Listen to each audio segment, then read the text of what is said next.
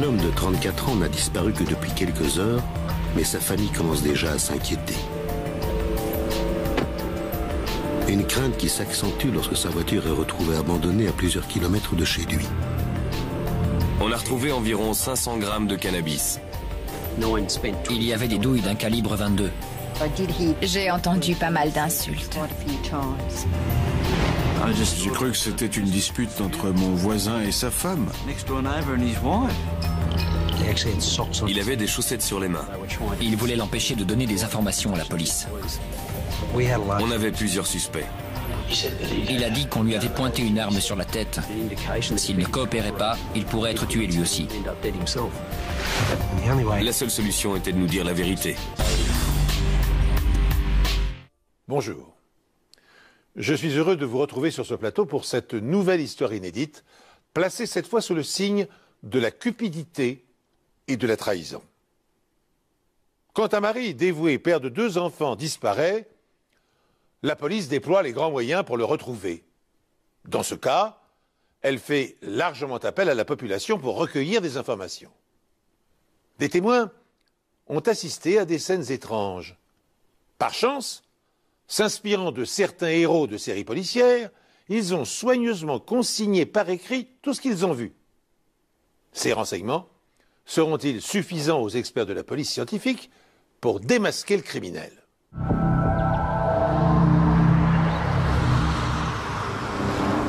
La femme de Danny Wosley a signalé la disparition de son mari le mardi. C'était le père d'une famille très soudée et ses proches étaient très inquiets pour lui.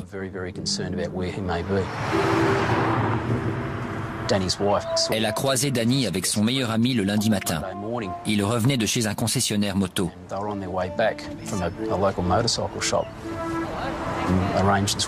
Elle a demandé à Danny d'aller chercher l'un de leurs enfants chez son père en fin de journée. Danny avait discuté avec sa femme et il était convenu qu'il aille chercher son fils le soir. Et le fait qu'il n'y soit pas allé était vraiment inhabituel. C'est ça qui prouvait qu'il n'avait pas simplement décidé de passer la soirée dehors, mais bien qu'il avait disparu.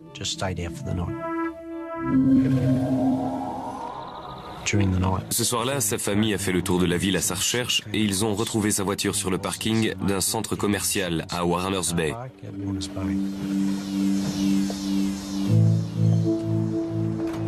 Alors que la police sécurise la zone autour de la voiture de Danny Wosley, elle découvre un autre véhicule appartenant à un homme dont la disparition a été signalée le même jour. On savait que Mark Banks était censé passer en jugement le mercredi suivant sa disparition.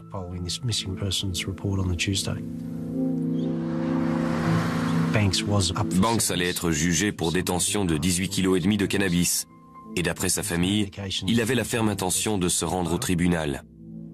Il avait un associé avec un jeune enfant et on savait qu'il s'inquiétait pour lui et que c'est pour ça qu'il voulait se retirer du milieu de la drogue. Il savait qu'il pouvait aller en prison un certain temps à cause de son implication, mais il voulait s'en sortir et se racheter une conduite. Après avoir trouvé les voitures sur le parking de Warners Bay, on a lancé des recherches dans les environs. On a interrogé un grand nombre de commerçants et visionné les vidéos des caméras de surveillance pour nous permettre de suivre leurs derniers déplacements. Au moment de leur disparition, il n'y avait aucun lien entre ces 2 hommes. Mais personne ne se souvient des 2 hommes et aucun d'entre eux n'apparaît sur les caméras de surveillance. Les vidéos de surveillance ne montrent pas le parking et on n'avait donc aucun moyen de savoir ce que Banks et Wosley avaient fait. Les enquêteurs pensent que les voitures pourraient leur fournir des indices. Quand on a découvert les voitures, elles n'étaient pas fermées à clé. Il n'y avait pas les clés à l'intérieur. On a donc procédé à un relevé d'empreintes dans les 2 véhicules. On recherchait des preuves biologiques comme du sang ou des traces de lutte dans les voitures. Danny Wosley est apparemment un homme respectable et un père de famille attentionné. La police n'a donc pas de raison d'associer sa disparition à celle de Mark Banks, qui, lui, est un trafiquant de drogue notoire. Une coïncidence intrigue cependant les enquêteurs. Comment se fait-il que les voitures des deux hommes aient été retrouvées côte à côte sur un parking. Ne trouvant pas de traces de sang à l'intérieur comme à l'extérieur des véhicules, les experts médico-légaux décident d'approfondir leurs recherches d'indices et ils font bientôt une découverte intéressante. Dans une pochette plastique glissée sous le siège conducteur, il y avait une grosse somme d'argent, 3100 € en liquide. On a creusé un peu plus la question et on a appris par leur famille que Banks et Wosley travaillaient ensemble dans la distribution d'importantes quantités de cannabis dans la région de Newcastle. Étant donné la situation de Danny Wosley, une très bonne réputation, une famille aimante, de jeunes enfants, une jolie maison, pas de passé criminel, on s'est dit qu'il ne devait pas être dans ce milieu depuis très longtemps. Il venait probablement d'entrer dans le milieu, et si c'était le cas, il ne se méfiait peut-être pas assez des gros dealers.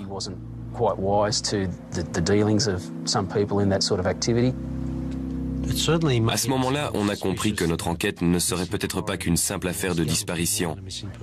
Les personnes impliquées dans ce genre de trafic avec de telles quantités en jeu prennent de grands risques. Il fallait agir vite et interroger le plus de personnes possible sur l'endroit où ils pouvaient se trouver.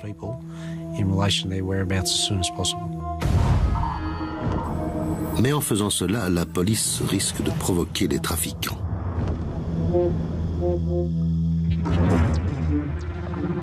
Les enquêteurs commencent par interroger tous les amis et membres de la famille de Mark Banks et Danny Wosley. On a rassemblé au plus vite les proches des deux hommes pour dresser une liste de leurs derniers déplacements.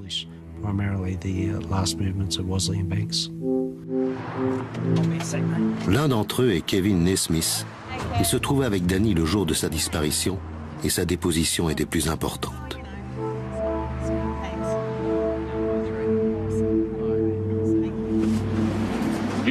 Quand je suis venu chez vous tout à l'heure, vous avez accepté de venir faire une déposition officielle dans nos locaux. On est d'accord. Alors, pouvez-vous nous parler de Danny Wosley et de sa relation avec Mark Banks? Comme je vous l'ai dit tout à l'heure, je suis venu pour vous donner des informations qui me causeront peut-être des problèmes, mais étant donné la gravité de la situation, je dois le faire. Je connais Danny Wosley depuis l'âge de 5 ans. C'est mon meilleur ami depuis 25 ans. On a toujours été comme des frères, tous les deux. J'ai rencontré Mark Banks à 2 reprises au cours de ces 6 derniers mois. Danny et lui se sont rencontrés par le biais de la vente de marijuana en grosse quantité.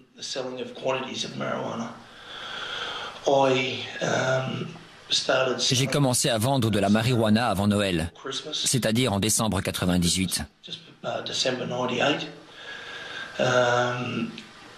Danny m'a dit que je pouvais gagner beaucoup d'argent, alors on l'a fait. Tout ce que je pensais passait par Danny Wosley. Il prenait mon argent et travaillait directement avec Mark Banks.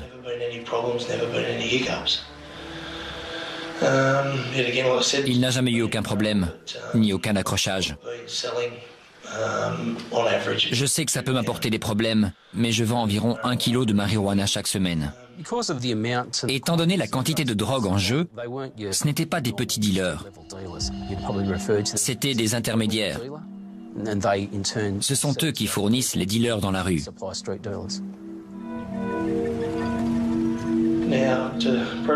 Lundi, Danny est venu chez moi vers 10 heures.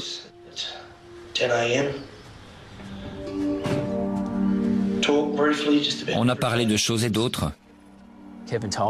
Kevin nous a dit qu'il s'était vu ce jour-là, mais que Danny l'avait quitté aux alentours de midi pour aller faire une transaction avec Mark Banks. J'ai donné à Danny 7500 € en liquide pour qu'il me prenne 1,5 kg. Et il m'a répondu qu'il reviendrait me voir dans l'après-midi ou dans la soirée. Mais je ne l'ai pas revu. J'étais pas trop inquiet parce que Danny est comme moi. Il n'est pas très fiable à ce niveau-là. Je ne me suis pas inquiété jusqu'à ce que sa femme m'appelle vers 23 heures. Parce qu'elle savait pas où était Danny.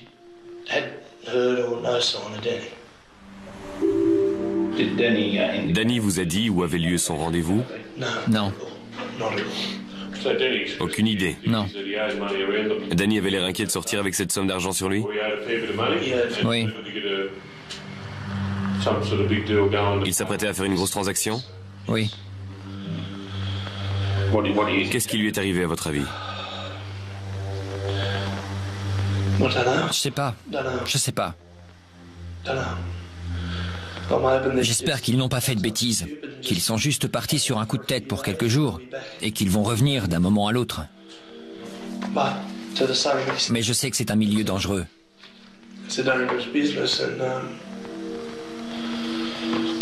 Non, j'ai pas envie d'y penser. Le jour de sa disparition, Danny transportait une somme importante et il avait rendez-vous avec un grossiste pour se procurer de la marijuana. Le témoignage de Kevin Nesmith est capital. Il confirme que la disparition de Danny Wosley est vraisemblablement liée à celle de Mark Banks, les deux hommes étant impliqués dans un trafic de stupéfiants. Tandis que les policiers orientent leurs recherches vers les milieux de la drogue, un événement se produit qui accrédite cette piste.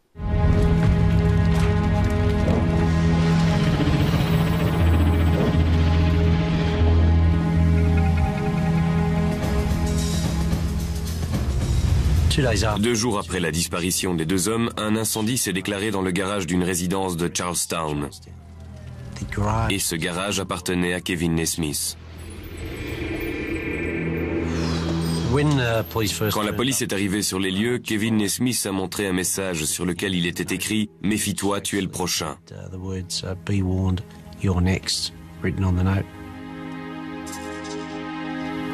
On m'a dit qu'il y avait eu un incendie dans un garage et mon travail consistait à découvrir l'origine du feu.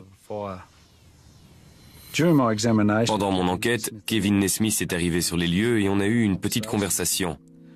Il était vraiment bouleversé.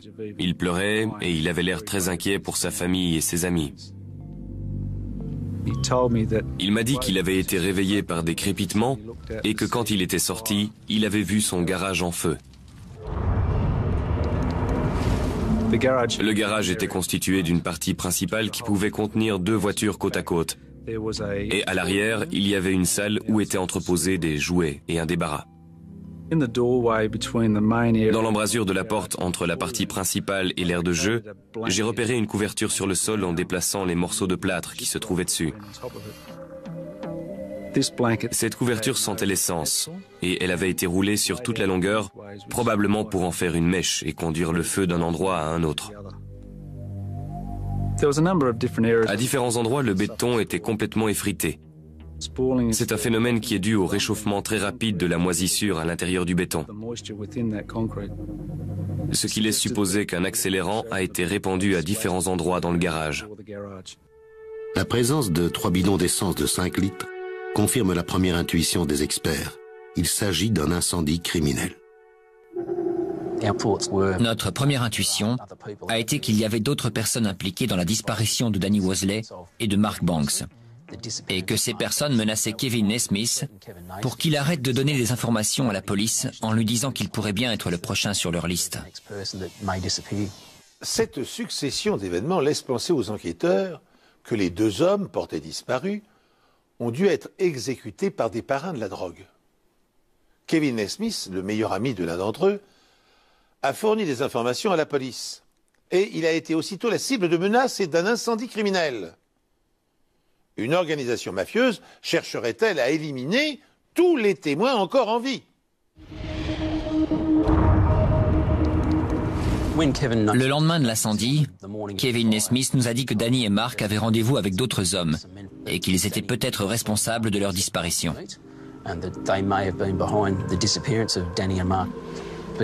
Mais il ne nous a pas donné plus d'informations. Soit il ne les connaissait pas, soit il avait peur à cause de l'incendie et du mot laissé devant chez lui. Mais sachant que Danny était son meilleur ami, je pense que s'il avait eu des informations qui puissent nous aider, il les aurait transmises à la police. Dans un deuxième temps, les enquêteurs décident de rendre l'affaire publique et les résultats sont immédiats. Des témoins ont vu un homme, répondant à la description de Danny Wosley, entrer dans le garage de leur voisin. Ils ont aperçu leur voisin à l'intérieur du garage. Ils pouvaient les voir à hauteur de la poitrine. Ils ont entendu une dispute et quelques minutes plus tard, ils ont vu leur voisin sortir du garage, entrer dans sa maison, puis ressortir avec d'autres vêtements pour retourner dans le garage. À ce moment-là, il était avec une autre personne qu'ils avaient déjà vue chez lui auparavant. On a mené une enquête auprès des autres habitants.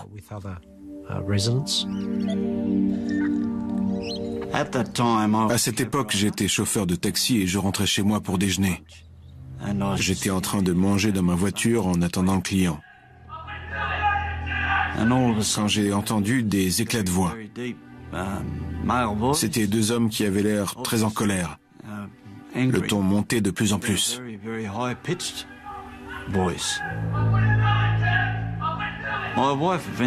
Ma femme est venue à la fenêtre et elle m'a regardé d'un air interrogateur. J'ai juste haussé les épaules et la dispute a repris de plus belle. Je ne savais pas sur quoi portait la dispute, mais j'ai entendu pas mal d'insultes. Et puis j'ai entendu des bruits, comme si quelqu'un avait été projeté le long de la porte coulissante. Et je crois me souvenir d'avoir entendu ce bruit 3 fois. J'ai cru que c'était une dispute entre mon voisin et sa femme. Mais les voisins, qui se sont les premiers manifestés auprès de la police, semblent convaincus d'avoir entendu plus qu'une simple dispute conjugale. Les témoins ne se trouvaient qu'à quelques mètres du garage et de la maison où ça s'est passé. Ils ont perçu d'autres bruits qu'ils ont décrits comme les cris d'un homme qui suppliait qu'on lui laisse la vie sauve. Il disait « Je ne l'ai pas fait. S'il te plaît, Kev, le fais pas. » Environ 30 minutes plus tard, les témoins ont vu une personne sortir d'une voiture de sport bleue et entrer dans la maison. Et ces témoins ont pu voir que cette personne était Mark Banks. Ils n'ont jamais vu Danny ou Mark ressortir de la maison de leur voisin. Le voisin en question était Kevin Nesmith, le meilleur ami de Danny Wosley. Selon ces témoignages, Kevin Nesmith aurait tué son meilleur ami ainsi que Mark Banks avec l'aide d'un complice. On savait qu'il y avait Kevin Nesmith, mais aussi un autre homme dont on ne connaissait pas le nom. Les voisins ont vu cet homme repartir avec les voitures de Danny et Mark en fin d'après-midi.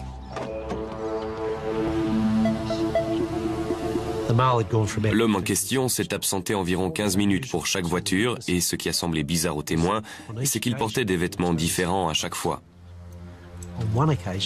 Une fois, il avait des chaussettes sur les mains et c'était comme si cette personne n'avait jamais conduit avec une boîte manuelle parce qu'il avançait par à-coups. On a immédiatement compris qu'il n'avait jamais conduit ces voitures avant. Plus tard dans la soirée de lundi, les témoins disent avoir vu Kevin Nesmith entrer dans son garage avec une sorte de bâche bleue dans les bras. Il est resté à l'intérieur un certain temps. Et l'homme, repéré plus tôt dans l'après-midi, est revenu chez Kevin avec une casquette sur la tête. Les témoins avaient déjà vu cette personne chez Kevin de nombreuses fois. Il venait avec une voiture jaune dorée. On a enquêté et on a réussi à identifier cet homme comme étant Alan Faulkner.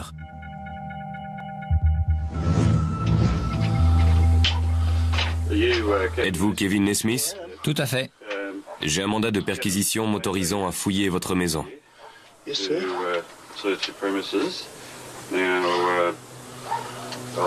vais vous le montrer. Vous avez de la lumière? Bien sûr. Les choses que nous recherchons concernent un meurtre et la vente de substances illicites. Vous comprenez? Oui. Juste une question, Kevin. Êtes-vous en possession d'une arme? Non.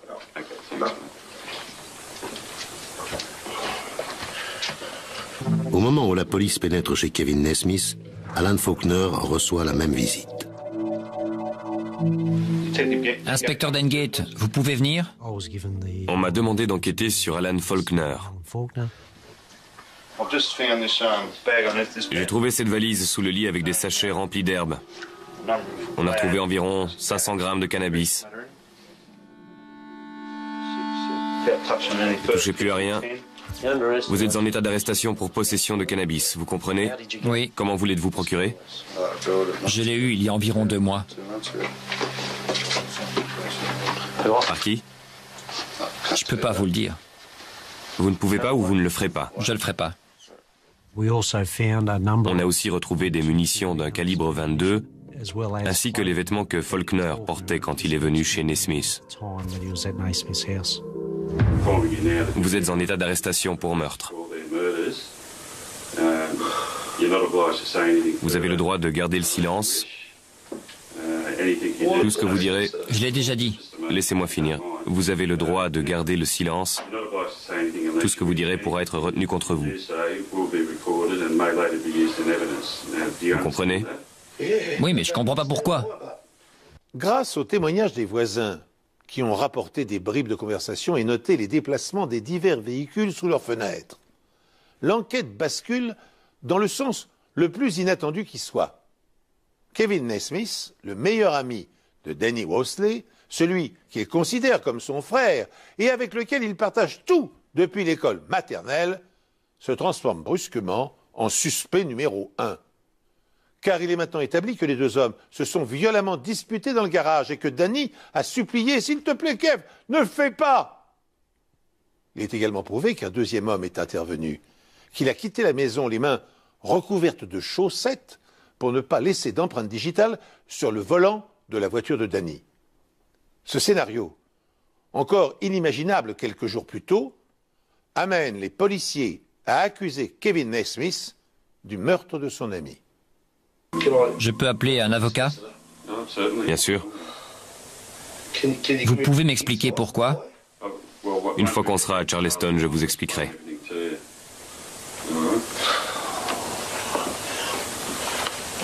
C'est une blague. Une amitié de 25 ans, ça veut rien dire pour vous? Kevin Naismith disait être le meilleur ami de Danny et qu'il ne comprenait pas comment on pouvait l'accuser de l'avoir tué.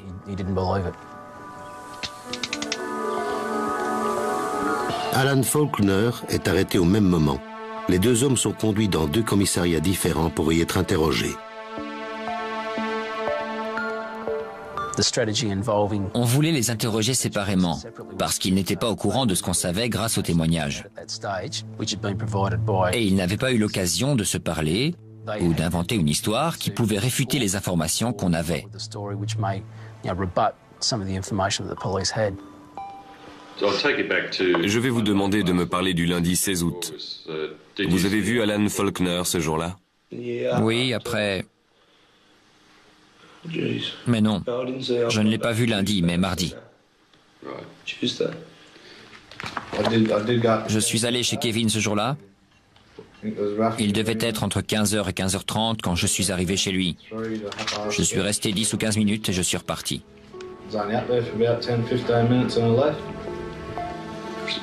Donc vous n'avez pas vu Alan Faulkner ce jour-là? Non. Vous êtes sûr? Je suis sûr. J'avoue que je suis un peu perdu, mais si je me souviens de quelque chose, je vous le dirai. D'abord, on a demandé à Kevin de nous raconter sa version des faits. Quand avait-il vu Danny pour la dernière fois et qu'est-ce qu'il avait fait depuis? Je crois qu'il venait de boire un soda et il m'a dit qu'il fallait que je lui donne mon argent parce qu'il y avait un changement de plan et il fallait qu'il y aille. Il ne m'a rien dit de plus. Je lui ai donné mon fric et il est parti vers 14h. Vers 14h. Une fois qu'il avait fait sa déposition, on pouvait lui dévoiler ce qu'on savait grâce aux différents témoins. On nous a dit que quelqu'un ressemblant à Danny Worsley est venu devant la porte de votre garage. C'est vrai. On m'a également dit qu'il y avait eu des éclats de voix et que l'homme que nous pensons être Danny Mosley a répété plusieurs fois « je ne l'ai pas fait ». Jusque-là, vous suivez? Oui. On m'a informé qu'il y avait eu une pause au cours de la dispute avant que l'homme identifié comme étant Danny Mosley ne se mette à crier « ne fais pas ça, Kev, je t'en supplie ». Vous me suivez? Oui. On m'a également parlé de 6 bruits correspondant à 2 choses qui entrent en collision. Vous êtes d'accord? Oui. Environ 1h30 plus tard, un homme identifié comme étant Mark Banks est venu frapper à votre porte. Vous me suivez toujours? Vous comprenez? Oui, mais je crois que c'est quelqu'un qui m'en veut vraiment. Les voisins étaient considérés comme des témoins sûrs. Ils n'avaient rien à gagner en donnant ces informations à la police. Ce qu'ils ont vu et entendu était tellement incroyable qu'ils ont décidé de le mettre par écrit. Ils nous ont dit avoir vu des témoins prendre des notes dans une série policière. Et ils se sont dit que c'était probablement le meilleur moyen de se souvenir de ce qu'ils avaient fait ce jour-là. Pour nous, le fait que ces témoins aient pu nous dire ce qu'ils avaient vu et entendu et à quel moment grâce à leurs notes, c'était une preuve très solide.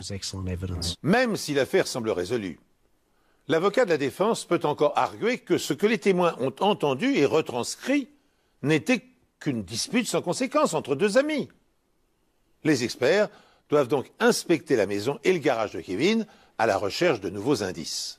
Et ils doivent trouver les preuves matérielles qui permettront à un procureur d'ordonner la tenue d'un procès.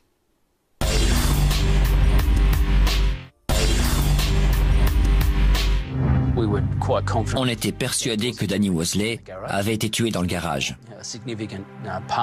Nos recherches se sont donc concentrées sur les preuves scientifiques permettant d'affirmer que Danny Mosley avait bien été tué dans ce garage. 2 douilles d'un calibre 22 ont été retrouvées dans le garage. L'une était dans l'entrée et l'autre sur le sol vers le fond du garage. On a ensuite identifié 5 petits trous dans le mur d'aggloméré du garage. Derrière ce mur, il y avait un arbre, duquel on a extrait une balle. La taille et la forme de la balle correspondaient aux douilles d'un calibre 22 découvertes dans le garage. Il y a un coffre sur l'étagère du haut. Dans la chambre, il y avait un coffre qui n'était pas fermé à clé et qui contenait 2 balles. L'une avait été utilisée et l'autre non. On dirait un étui de 5 cartouches de calibre 22. C'était très important pour l'enquête, parce que Kevin Nesmith avait dit à la police qu'il n'avait pas d'arme à feu. Il y avait donc une incohérence. Pourquoi avait-il des balles s'il n'avait pas d'arme? Il y avait un sac plastique bleu au fond du salon. Et quand on a déplacé le sac, on a découvert une goutte rouge sur les carreaux en ardoise. Et ça ressemblait à du sang. On a fait venir un camion de la police scientifique devant chez Kevin Nesmith pour avoir un laboratoire sur place. À chaque fois qu'on trouvait une preuve, elle était immédiatement analysée. Plus tard, on a pu découvrir que le sang appartenait à Mark Banks. À ce stade de l'enquête, tout porte à croire que Mark Banks et Danny Mosley ont été tués par balle. L'étape suivante consiste donc à retrouver les corps, mais face à la réticence de Nesmith, Ce sont que des mensonges. Des mensonges, c'est du n'importe quoi. la police fait pression sur Alan Faulkner. Une personne correspondant à votre description a été vue au volant de cette voiture sur 8 Burn Close. Qu'est-ce que vous pouvez nous dire là-dessus? Il doit y avoir beaucoup de gens qui me ressemblent dans le coin parce que c'était pas moi. Or, le soir où la famille de Danny a retrouvé sa voiture abandonnée sur le parking, les voisins de Naismith ont affirmé l'avoir vu entrer dans son garage avec une bâche en compagnie d'Alan Faulkner. Cette information, qui s'ajoute à la découverte de cartouches et d'une trace de sang appartenant à Mark Banks, confirme la thèse de la conjuration. Naismith et Faulkner ont bien attiré Wolseley et Banks dans un piège dans le but de les éliminer. Une personne correspondant à votre description a été vue ce soir-là vers 21h devant le garage de Kevin Naismith. Qu'est-ce que vous avez à dire? J'étais à la maison avec ma femme. Comment? J'étais chez moi. Vous êtes sûr? Vous niez les faits? Oui.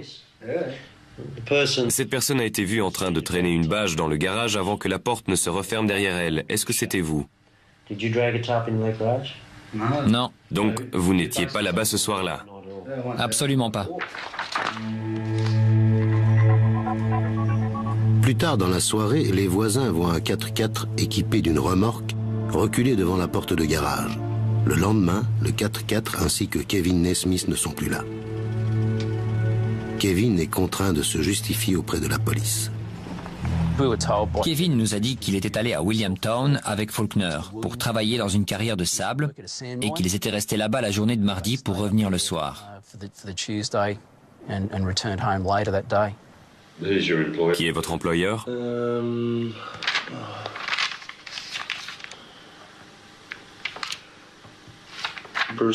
Bruce, mais je me souviens plus de son nom.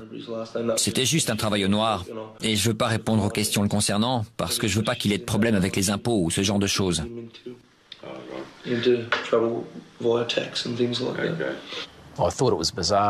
J'ai trouvé ça bizarre qu'un homme accusé d'un double meurtre refuse de donner le nom de son employeur.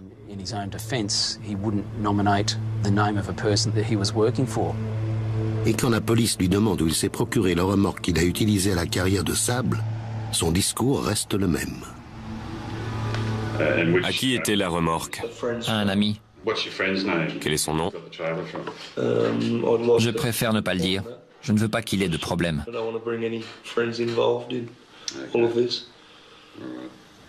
Pendant l'interrogatoire, on nous a dit qu'un avocat s'était présenté au commissariat et qu'il voulait parler à Kevin. L'interrogatoire a donc été suspendu pour que Kevin puisse bénéficier de ses conseils.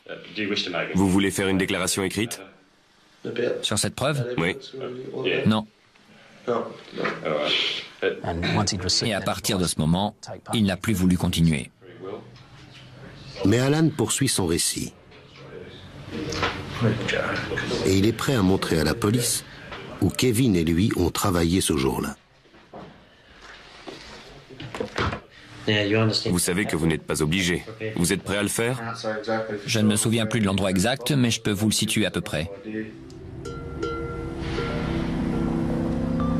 Je l'ai moi-même emmené sur les lieux où on a retrouvé une autre équipe d'enquêteurs qui avait parlé avec toutes les sociétés d'exploitation de carrière. Et ils nous ont fait comprendre qu'il était impossible qu'Alan Faulkner ait pu travailler pour l'une d'entre elles. On lui a donc prouvé qu'il nous mentait, ce qui veut dire qu'il était coincé et que le seul moyen pour lui de s'en sortir était de nous dire la vérité.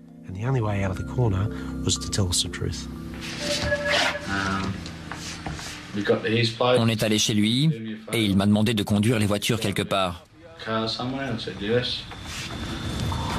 Vous lui avez demandé pourquoi?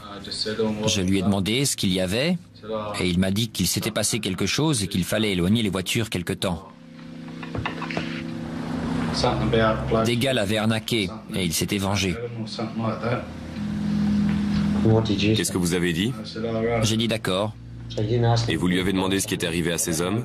J'ai pas posé de questions. J'ai fait ce qu'il m'avait demandé de faire pour être débarrassé.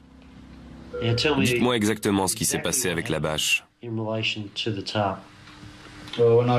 je suis revenu, il avait ramené une remorque et il m'a demandé de l'aider à porter quelque chose. Il a ouvert la porte et j'ai vu les deux bâches. Elles étaient longues et lourdes. On les a soulevées pour les mettre dans la remorque. Il y avait un peu de sang sur le sol et j'en ai déduit que c'était des corps ou quelque chose qui saignait. Et c'est à peu près tout ce que je sais là-dessus.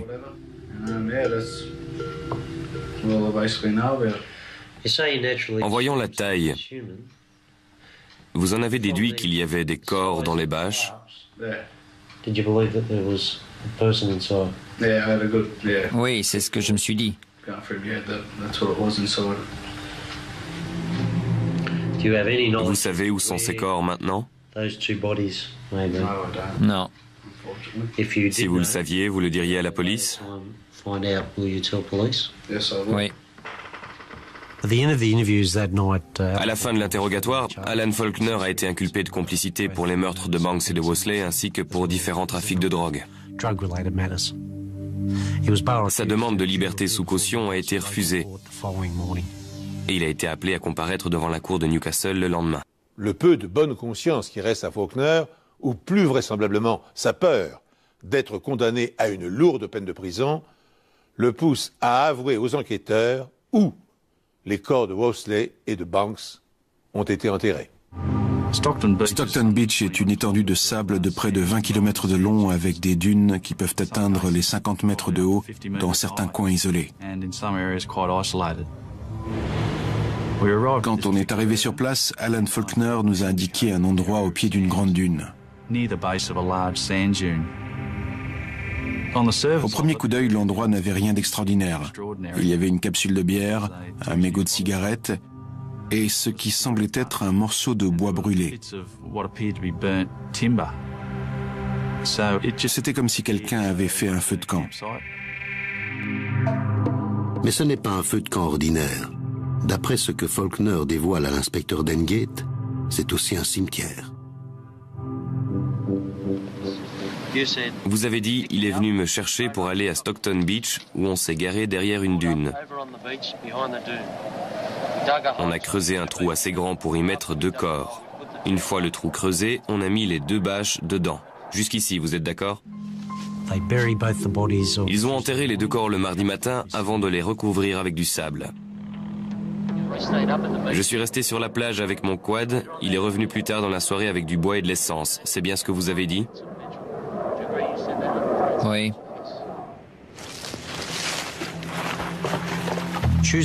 Mardi soir, Nesmith est revenu et ils ont brûlé les corps.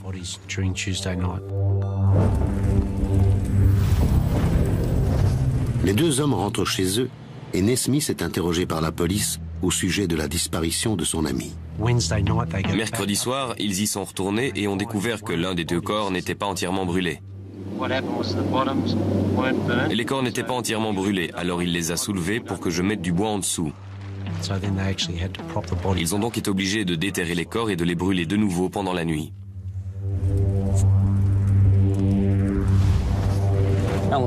Alan Faulkner nous a également dit qu'il était resté sur la plage pendant que Nesmith retournait mettre le feu à son propre garage.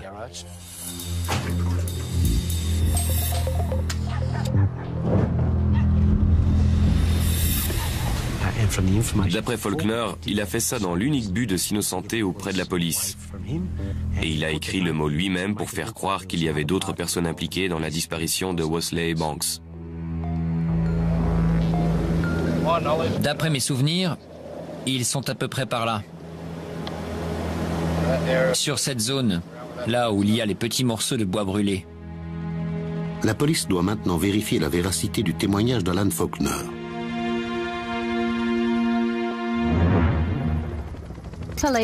Hier, la police a découvert une tombe dans les dunes de sable de Stockton, déterrant un corps sérieusement brûlé et les restes d'un second. On a commencé à creuser et on a découvert un morceau de bâche bleue. En l'examinant, on a retrouvé un morceau de cage thoracique et un reste de crâne avec quelques cheveux dessus.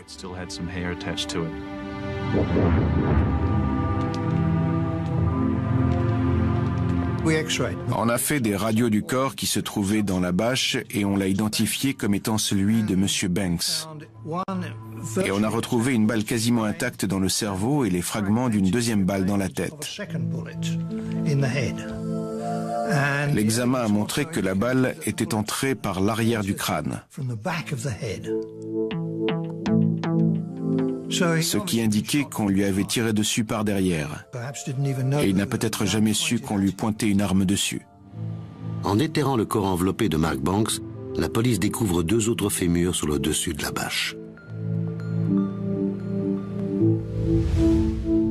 En prélevant la moelle de l'os et en la comparant avec l'ADN de sa famille, on a pu confirmer qu'il s'agissait des restes de M. Wosley. On serait en droit de penser qu'après la découverte des cadavres dans les dunes de Stockton Beach, le dossier des enquêteurs est suffisamment étayé pour leur permettre d'inculper Naismith de double homicide. Eh bien, il n'en est rien. Pour être recevable et relier Naismith à la scène de crime sans ambiguïté, le témoignage de Faulkner doit être corroboré par des preuves scientifiques.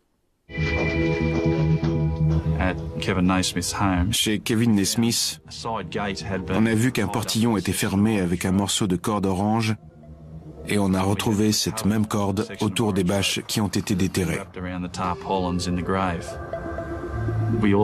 Dans un panier à linge, on a aussi trouvé une serviette rouge qui ressemblait beaucoup à la serviette rouge qu'on avait retrouvée dans le sable. Le mégot de cigarette pouvait forcément nous apprendre quelque chose. Et c'est la première chose qu'on a ramassée et envoyée au labo.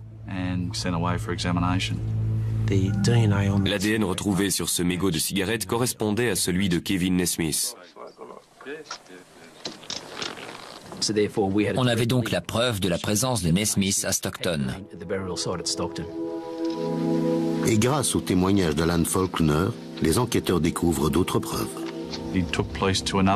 Il a emmené les enquêteurs à un autre endroit situé à quelques kilomètres du cimetière.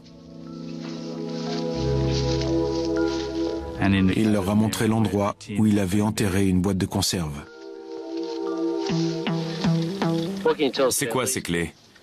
Celle de la voiture de Wosley.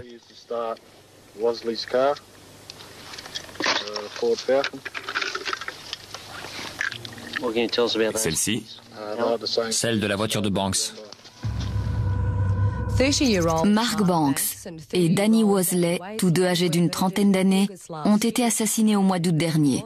Leurs corps calcinés ont été exhumés des dunes de Stockton. Mark Banks a reçu une balle dans la tête. La cause officielle de la mort de Danny Wosley reste inconnue. Aujourd'hui, le procureur général Wayne Creasy a déclaré à la Cour suprême de Newcastle que Kevin Naismith avait tué les deux hommes parce qu'il pensait qu'il l'avait escroqué dans un trafic de drogue. L'accusation présentera un témoin qui a entendu Kevin Naismith dire qu'il s'était fait escroquer à Sydney et qu'il comptait bien se venger des personnes responsables. D'après Faulkner, Naismith avait l'intention de régler ses comptes avec ceux qui lui avaient volé de l'argent.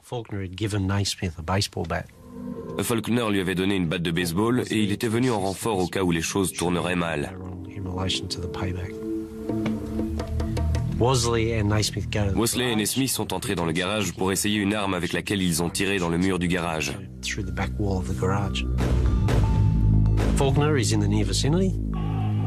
Faulkner est de l'autre côté et il entend Naismith frapper Wosley avec la batte de baseball.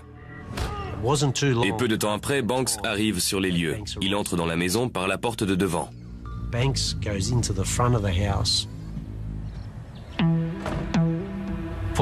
Ensuite, Faulkner entend plusieurs coups de feu provenant de la maison et il découvre le corps de Banks étendu sur le sol.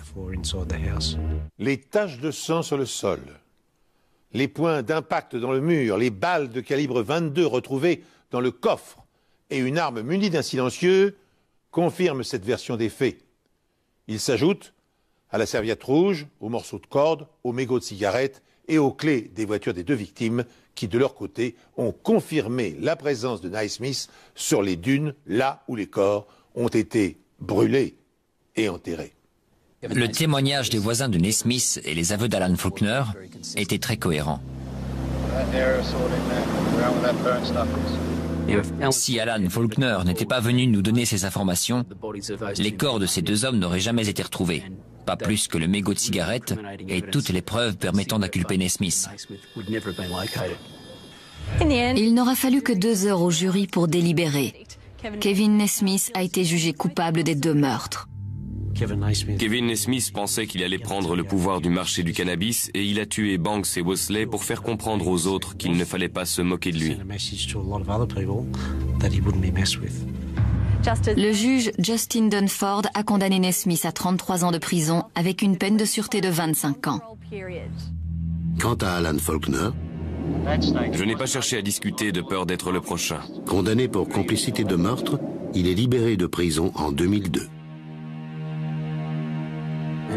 Et il a lui-même été tué quelques mois après sa sortie.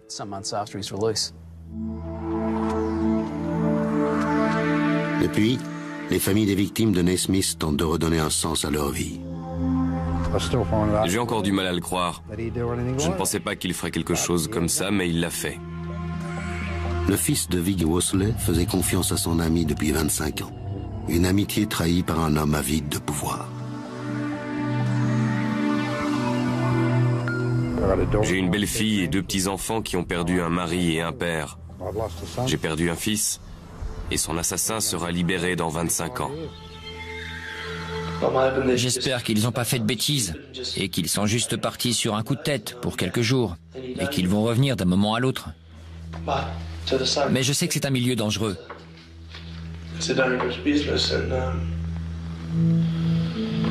Non, j'ai pas envie d'y penser.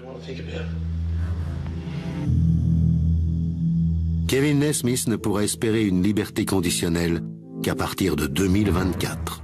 Dans la prison où il se trouve désormais enfermé, Kevin Naismith repense-t-il parfois à la conversation qu'il avait eue avec les policiers quand il feignait de s'inquiéter du sort de son ami? Oh, il dispose d'au moins 25 ans de tranquillité pour y réfléchir. Merci de m'avoir accompagné tout au long de cette émission. Je vous retrouve prochainement sur cette antenne pour une nouvelle enquête impossible.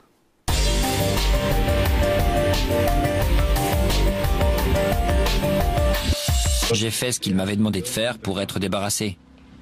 Dites-moi exactement ce qui s'est passé avec la bâche. Quand je suis revenu, il avait ramené une remorque et il m'a demandé de l'aider à porter quelque chose. Il a ouvert la porte et j'ai vu les 2 bâches. Elles étaient longues et lourdes. On les a soulevées pour les mettre dans la remorque. Il y avait un peu de sang sur le sol et j'en ai déduit que c'était des corps ou quelque chose qui saignait. Et c'est à peu près tout ce que je sais là-dessus.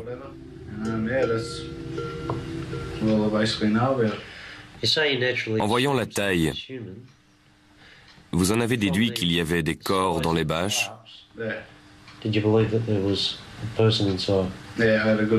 Oui, c'est ce que je me suis dit.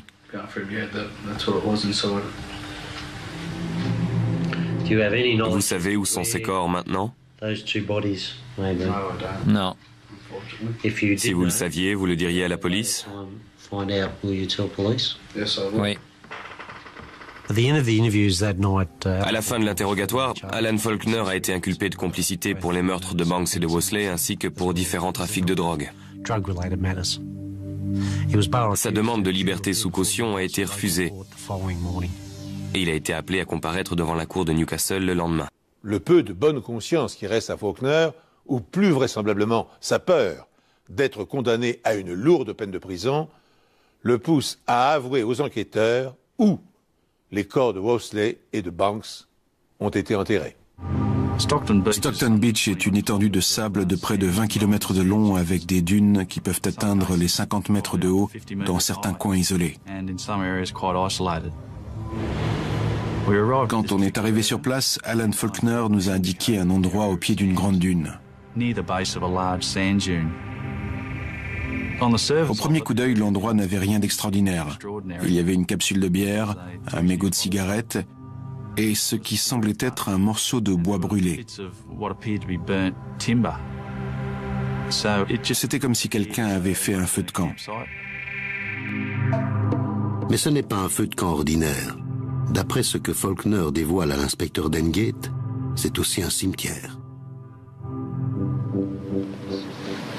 Vous avez dit, il est venu me chercher pour aller à Stockton Beach où on s'est garé derrière une dune. On a creusé un trou assez grand pour y mettre 2 corps. Une fois le trou creusé, on a mis les 2 bâches dedans. Jusqu'ici, vous êtes d'accord? Ils ont enterré les 2 corps le mardi matin avant de les recouvrir avec du sable. Je suis resté sur la plage avec mon quad, il est revenu plus tête. L'examen a montré que la balle était entrée par l'arrière du crâne, ce qui indiquait qu'on lui avait tiré dessus par derrière. Et il n'a peut-être jamais su qu'on lui pointait une arme dessus. En déterrant le corps enveloppé de Mark Banks, la police découvre 2 autres fémurs sur le dessus de la bâche. En prélevant la moelle de l'os et en la comparant avec l'ADN de sa famille, on a pu confirmer qu'il s'agissait des restes de M. Worsley. On serait en droit de penser qu'après la découverte des cadavres dans les dunes de Stockton Beach, le dossier des enquêteurs est suffisamment étayé pour leur permettre d'inculper Naismith de double homicide. Eh bien, il n'en est rien. Pour être recevable et relier Naismith à la scène de crime sans ambiguïté, le témoignage de Faulkner doit être corroboré par des preuves scientifiques. Chez Kevin Naismith, on a vu qu'un portillon était fermé avec un morceau de corde orange et on a retrouvé cette même corde autour des bâches qui ont été déterrées. Dans un panier à linge, on a aussi trouvé une serviette rouge qui ressemblait beaucoup à la serviette rouge qu'on avait retrouvée dans le sable. Le mégot de cigarette pouvait forcément nous apprendre quelque chose. Et c'est la première chose qu'on a ramassée et envoyée au labo. L'ADN retrouvé sur ce mégot de cigarette correspondait à celui de Kevin Naismith. On avait donc la preuve de la présence de Naismith à Stockton. Et grâce au témoignage d'Alan Faulkner, les enquêteurs découvrent d'autres preuves. Il a emmené les enquêteurs à un autre endroit situé à quelques kilomètres du cimetière. Il leur a montré l'endroit où il avait enterré une boîte de conserve. C'est quoi ces clés? Celle de la voiture de Worsley.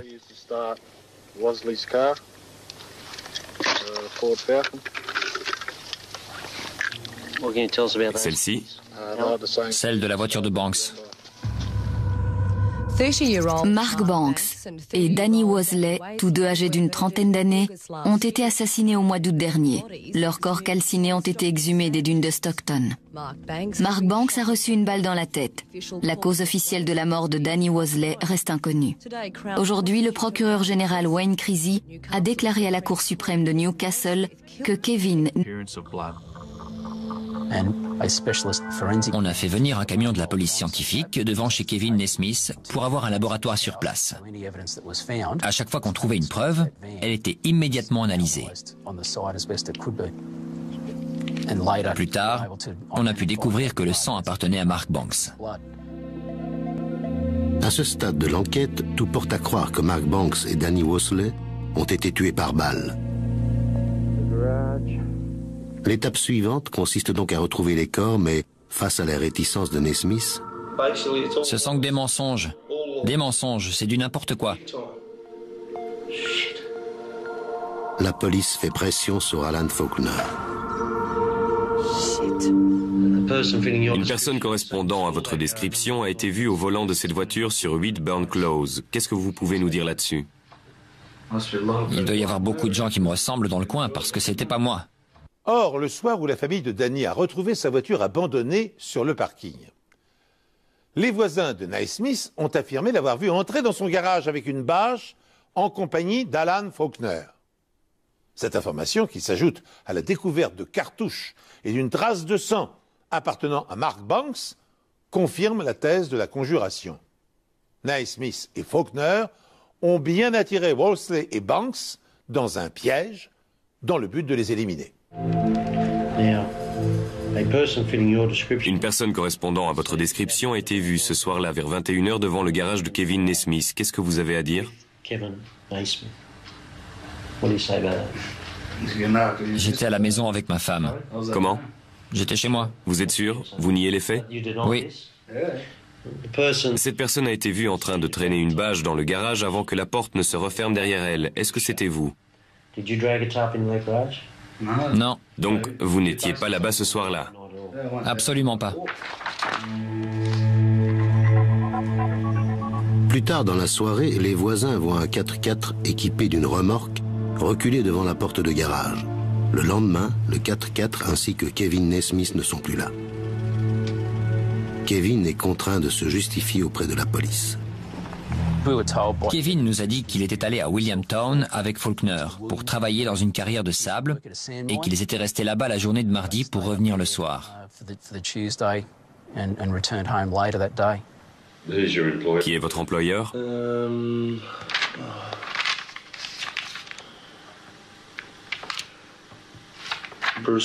Bruce, mais je me souviens plus de son nom. C'était juste un travail au noir. Et je veux pas répondre aux questions le concernant, parce que je veux pas qu'il ait de problème avec les impôts ou ce genre de choses.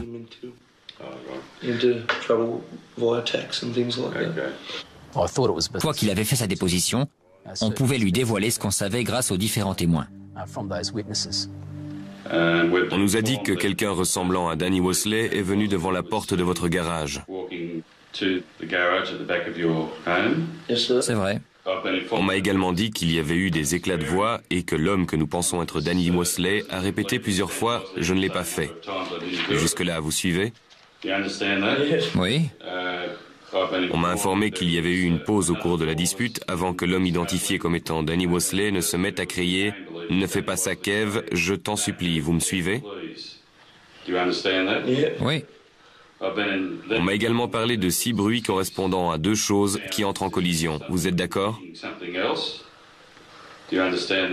Oui. Environ 1h30 plus tard, un homme identifié comme étant Mark Banks est venu frapper à votre porte. Vous me suivez toujours? Vous comprenez? Oui, mais je crois que c'est quelqu'un qui m'en veut vraiment. Les voisins étaient considérés comme des témoins sûrs. Ils n'avaient rien à gagner en donnant ces informations à la police. Ce qu'ils ont vu et entendu était tellement incroyable qu'ils ont décidé de le mettre par écrit.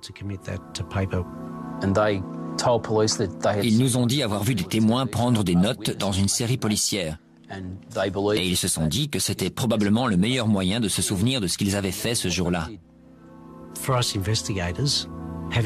Pour nous, le fait que ces témoins aient pu nous dire ce qu'ils avaient vu et entendu, et à quel moment grâce à leurs notes, c'était une preuve très solide. Même si l'affaire semble résolue, l'avocat de la défense peut encore arguer que ce que les témoins ont entendu et retranscrit n'était qu'une dispute sans conséquence entre 2 amis. Les experts doivent donc inspecter la maison et le garage de Kevin à la recherche de nouveaux indices. Et ils doivent trouver les preuves matérielles qui permettront à un procureur d'ordonner la tenue d'un procès.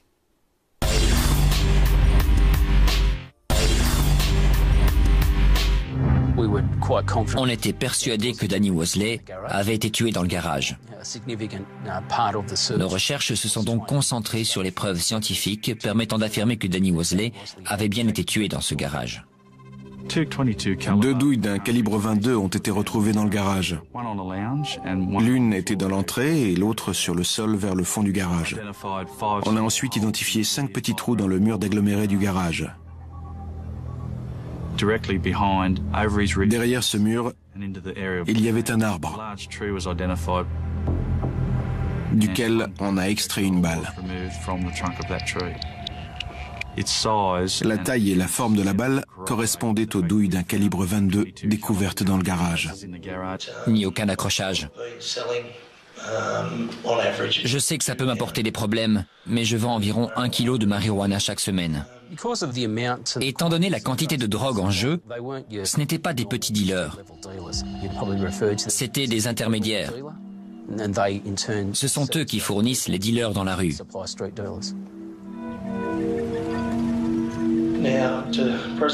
Lundi, Danny est venu chez moi vers 10 heures.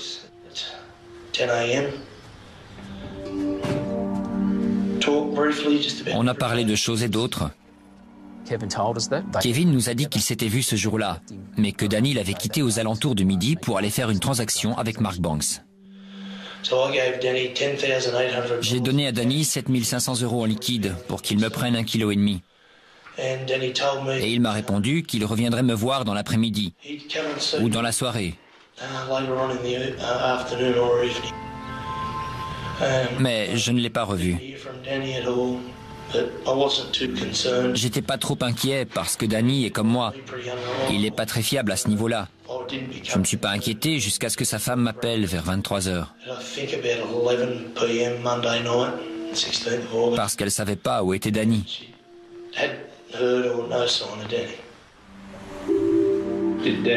Danny vous a dit où avait lieu son rendez-vous? Non. Aucune idée. Non. Danny avait l'air inquiet de sortir avec cette somme d'argent sur lui? Oui. Il s'apprêtait à faire une grosse transaction? Oui. Qu'est-ce qui lui est arrivé à votre avis? Je sais pas. Je sais pas. J'espère qu'ils n'ont pas fait de bêtises, qu'ils sont juste partis sur un coup de tête pour quelques jours et qu'ils vont revenir d'un moment à l'autre. Mais je sais que c'est un milieu dangereux.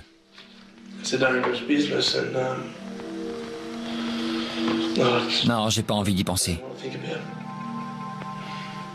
Le jour de sa disparition, Danny transportait une somme importante et il avait rendez-vous avec un grossiste pour se procurer de la marijuana. Le témoignage de Kevin Nesmith est capital. Il confirme que la disparition de Danny Worsley est vraisemblablement liée à celle de Mark Banks, les deux hommes étant impliqués dans un trafic de stupéfiants. Tandis que les policiers orientent leurs recherches vers les milieux de la drogue, un événement se produit qui accrédite cette piste.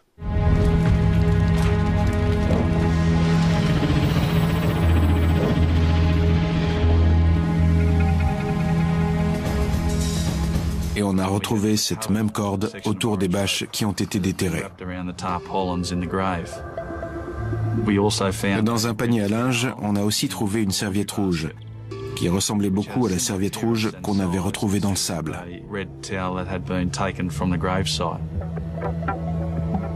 Le mégot de cigarette pouvait forcément nous apprendre quelque chose, et c'est la première chose qu'on a ramassée et envoyée au labo. L'ADN retrouvé sur ce mégot de cigarette correspondait à celui de Kevin Nesmith.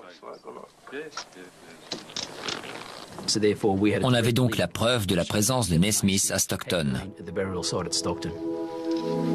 Et grâce au témoignage d'Alan Faulkner, les enquêteurs découvrent d'autres preuves. Il a emmené les enquêteurs à un autre endroit situé à quelques kilomètres du cimetière. Il leur a montré l'endroit où il avait enterré une boîte de conserve. C'est quoi ces clés? Celle de la voiture de Worsley.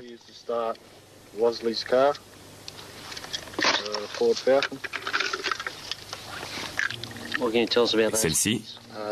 Celle de la voiture de Banks. Mark Banks et Danny Worsley, tous deux âgés d'une trentaine d'années, ont été assassinés au mois d'août dernier. Leurs corps calcinés ont été exhumés des dunes de Stockton. Mark Banks a reçu une balle dans la tête. La cause officielle de la mort de Danny Worsley reste inconnue. Aujourd'hui, le procureur général Wayne Creasy a déclaré à la Cour suprême de Newcastle que Kevin Nesmith avait tué les deux hommes parce qu'il pensait qu'il l'avait escroqué dans un trafic de drogue. L'accusation présentera un témoin qui a entendu Kevin Nesmith dire qu'il s'était fait escroquer à Sydney et qu'il comptait bien se venger des personnes responsables. D'après Faulkner, Nesmith avait l'intention de régler ses comptes avec ceux qui lui avaient volé de l'argent.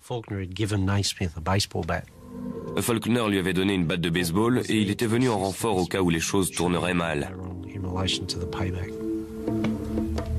Worsley et Nesmith sont entrés dans le garage pour essayer une arme avec laquelle ils ont tiré dans le mur du garage.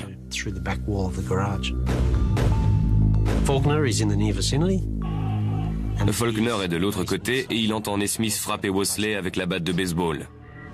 Et peu de temps après, Banks arrive sur les lieux. Il entre dans la maison par la porte de devant.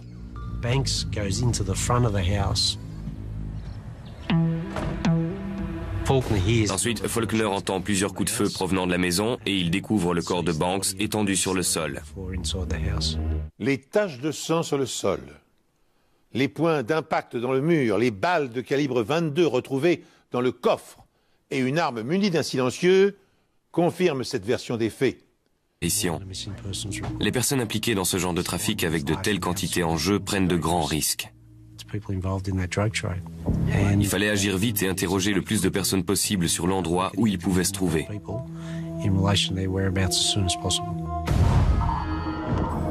Mais en faisant cela, la police risque de provoquer les trafiquants.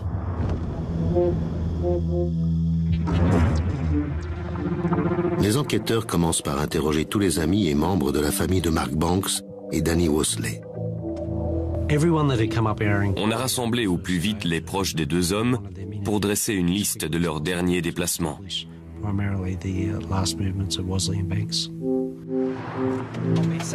L'un d'entre eux est Kevin Nesmith. Il se trouvait avec Danny le jour de sa disparition et sa déposition est des plus importantes.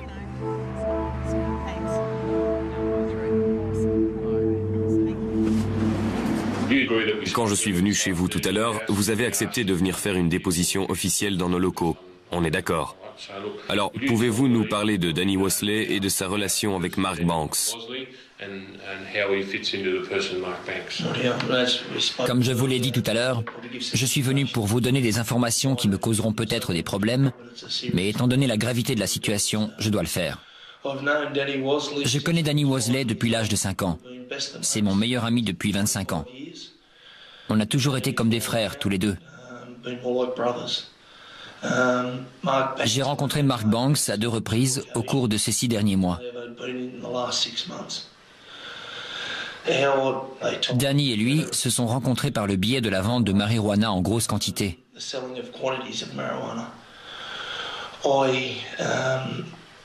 J'ai commencé à vendre de la marijuana avant Noël, c'est-à-dire en décembre 98. Danny m'a dit que je pouvais gagner beaucoup d'argent, alors on l'a fait. Tout ce que je pensais passait par Danny Worsley. Il prenait mon argent et travaillait directement avec Mark Banks.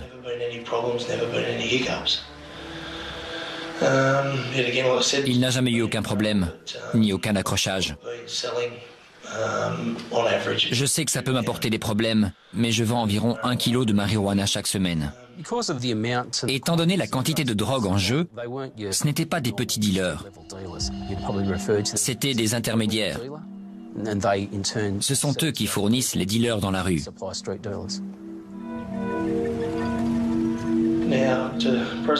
Lundi, Danny est venu chez moi vers 10 heures.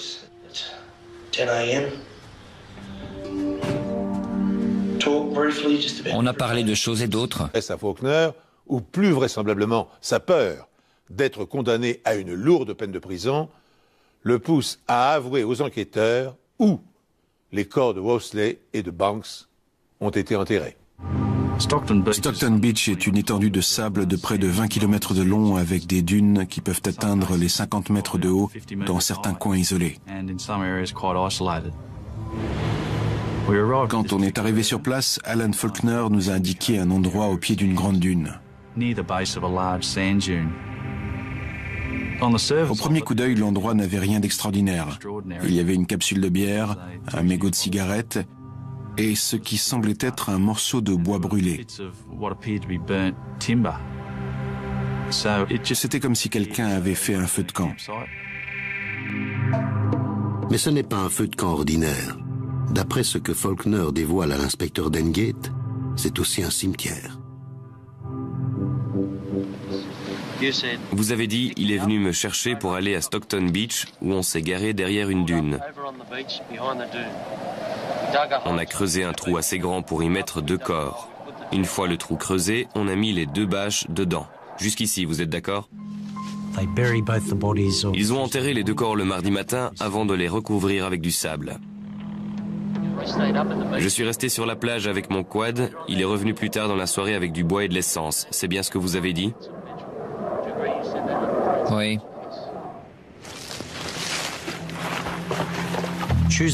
Mardi soir, Nesmith est revenu et ils ont brûlé les corps.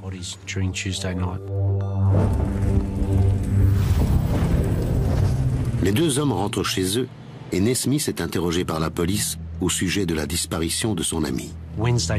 Mercredi soir, ils y sont retournés et ont découvert que l'un des 2 corps n'était pas entièrement brûlé. Les corps n'étaient pas entièrement brûlés, alors il les a soulevés pour que je mette du bois en dessous. Ils ont donc été obligés de déterrer les corps et de les brûler de nouveau pendant la nuit.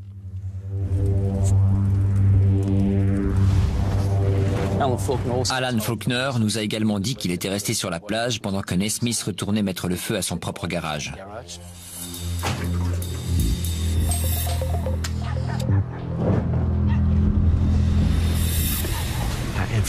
D'après Faulkner, il a fait ça dans l'unique but de s'innocenter auprès de la police. Et il a écrit le mot lui-même pour faire croire qu'il y avait d'autres personnes impliquées dans la disparition de Wosley Banks. D'après mes souvenirs, ils sont à peu près par là. Sur cette zone, là où il y a les petits morceaux de bois brûlés. La police doit maintenant vérifier la véracité du témoignage d'Alan Faulkner.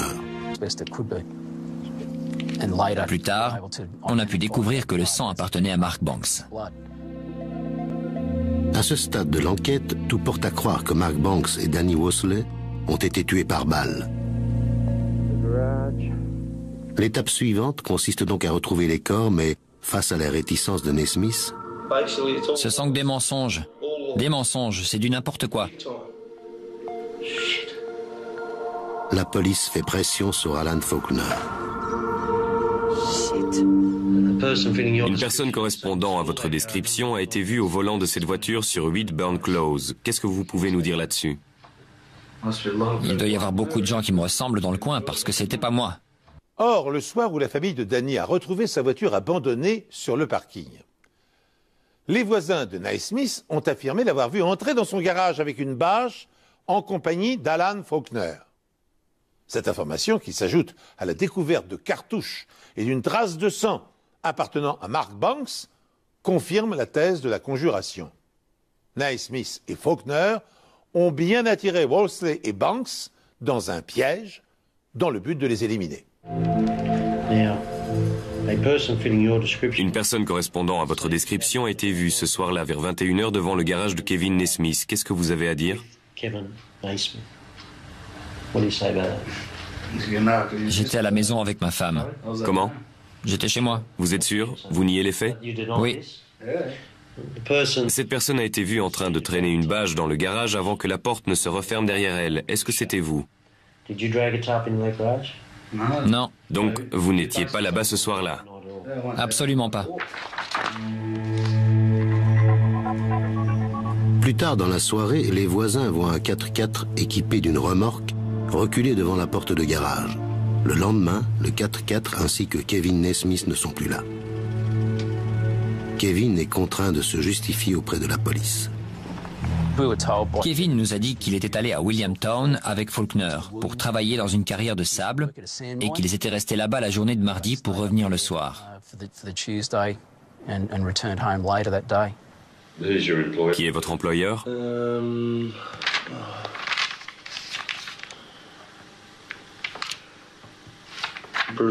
Bruce, mais je me souviens plus de son nom. C'était juste un travail au noir. Et je veux pas répondre aux questions le concernant, parce que je veux pas qu'il ait de problème avec les impôts ou ce genre de choses.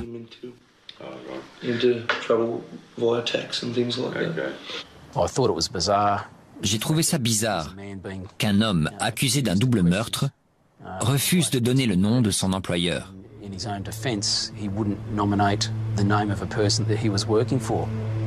Et quand la police lui demande... Je ne savais pas sur quoi porter la dispute, mais j'ai entendu pas mal d'insultes. Et puis j'ai entendu des bruits, comme si quelqu'un avait été projeté le long de la porte coulissante. Et je crois me souvenir d'avoir entendu ce bruit 3 fois. J'ai cru que c'était une dispute entre mon voisin et sa femme. Mais les voisins, qui se sont les premiers manifestés auprès de la police, semblent convaincus d'avoir entendu plus qu'une simple dispute conjugale. Les témoins ne se trouvaient qu'à quelques mètres du garage et de la maison où ça s'est passé. Ils ont perçu d'autres bruits qu'ils ont décrits comme les cris d'un homme qui suppliait qu'on lui laisse la vie sauve. Il disait « Je ne l'ai pas fait. S'il te plaît, Kev, le fais pas. » Environ 30 minutes plus tard, les témoins ont vu une personne sortir d'une voiture de sport bleue et entrer dans la maison.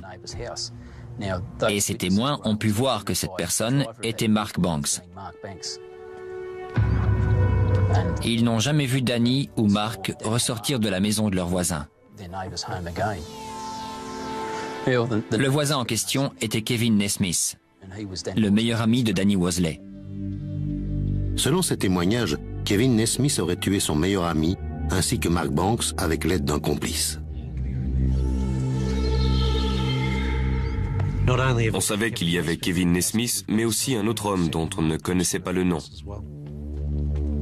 Les voisins ont vu cet homme repartir avec les voitures de Danny et Mark en fin d'après-midi.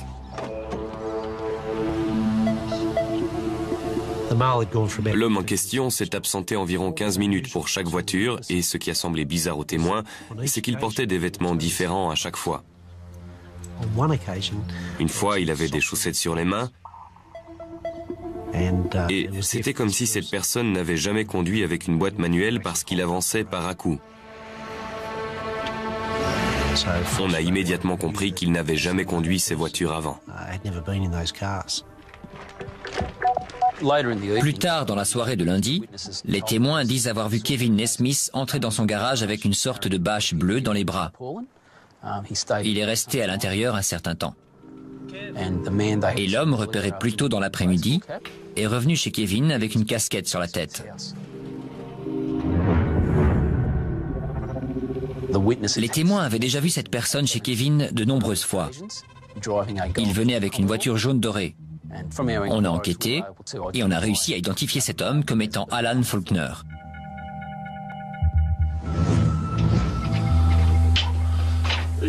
Êtes-vous Kevin Nesmith? Tout à fait. Rencontré par le biais de la vente de marijuana en grosse quantité.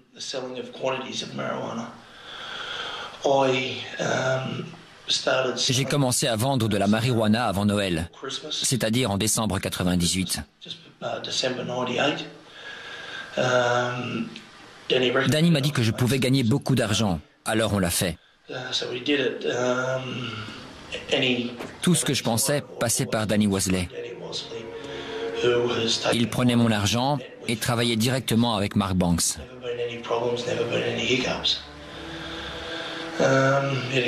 Il n'a jamais eu aucun problème, ni aucun accrochage. Je sais que ça peut m'apporter des problèmes, mais je vends environ 1 kilo de marijuana chaque semaine. Étant donné la quantité de drogue en jeu, ce n'étaient pas des petits dealers. C'était des intermédiaires. Ce sont eux qui fournissent les dealers dans la rue.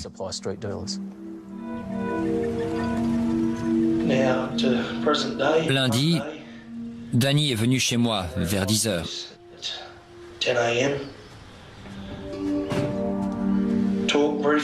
On a parlé de choses et d'autres. Kevin nous a dit qu'il s'était vu ce jour-là, mais que Danny l'avait quitté aux alentours de midi pour aller faire une transaction avec Mark Banks. J'ai donné à Danny 7 500 € en liquide pour qu'il me prenne 1,5 kg. Et il m'a répondu qu'il reviendrait me voir dans l'après-midi ou dans la soirée. Mais je ne l'ai pas revu. J'étais pas trop inquiet parce que Danny est comme moi.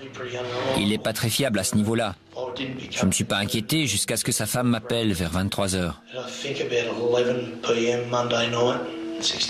Parce qu'elle savait pas où était Danny.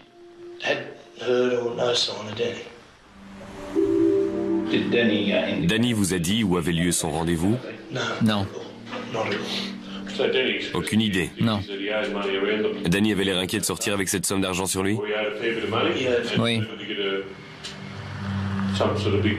Il s'apprêtait à faire une grosse transaction? Oui. Qu'est-ce qui lui est arrivé à votre avis? Je sais pas. Je sais pas. J'espère qu'ils n'ont pas fait de bêtises, qu'ils sont juste partis sur un coup de tête pour quelques jours et qu'ils vont revenir d'un moment à l'autre. Mais je sais que c'est un milieu dangereux.